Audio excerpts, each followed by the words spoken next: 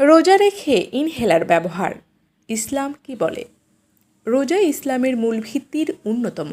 রমজান মাসে প্রত্যেক সুস্থ মস্তিষ্ক প্রাপ্তবয়স্ক মুসলিমের উপর রমজানের রোজা ফরজ, অবশ্যই পালনীয়। এ মাসের একটি রোজা অবশিষ্ট পূর্ণ বছর রোজা রাখার চেয়েও অনেক বেশি সওয়াবের কাজ। বিনা কারণে রোজা না রাখা কোনো মুসলমানের জন্য জায়েজ নয়। অনেকে জানতে চেয়েছেন, রোজা রেখে ইনহেলার ব্যবহার ইসলাম কি বলে? এর উত্তরে ফুকাহায়ে কেরাম বলেন, ইনহেলার ব্যবহার করলে রোজা ভেঙে যাবে।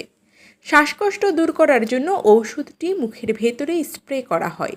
এতে যে জায়গায় শ্বাসরুদ্ধ হয় সেই জায়গাটি প্রশস্ত হয়ে যায়, ফলে শ্বাস চলাকালে আর কষ্ট থাকে না। উল্লেখ্য, ঔষধটি যদিও স্প্রে করার সময় গ্যাসের মতো দেখা যায়, কিন্তু বাস্তবিক পক্ষে তা দেহবিশিষ্ট তরল ঔষধ। অতএব মুখের অভ্যন্তরে স্প্রে করার দ্বারা রোজা ভঙ্গ হয়ে যাবে। তবে হ্যাঁ, মুখে স্প্রে করার পর না গিলে যদি থুতু দিয়ে ফেলে দেওয়া হয় তাহলে রোজা ভঙ্গ হবে না। এভাবে কাজ চললে বিষয়টি অতি সহজ হয়ে যাবে। এতে শ্বাসকষ্ট থেকে রেহাই পাওয়ার পাশাপাশি রোজা ভঙ্গ হবে না। চিকিৎসকরা বলেন, সেহরিতে এক ডোজ ইনহেলার নেওয়ার পর সাধারণত ইফতার পর্যন্ত আর ইনহেলার ব্যবহারের প্রয়োজন পড়ে না। তবে এভাবে ইনহেলার ব্যবহার করে রোজা রাখা যায়।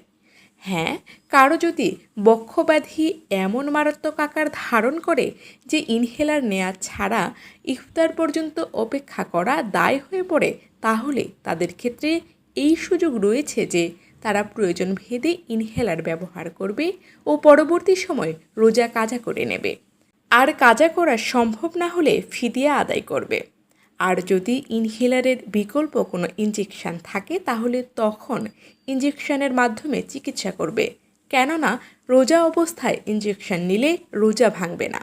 ইসলাম ও আধুনিক চিকিৎসা বিজ্ঞান, পৃষ্ঠা 224, সূরা বাকারা, আয়াত সংখ্যা 184।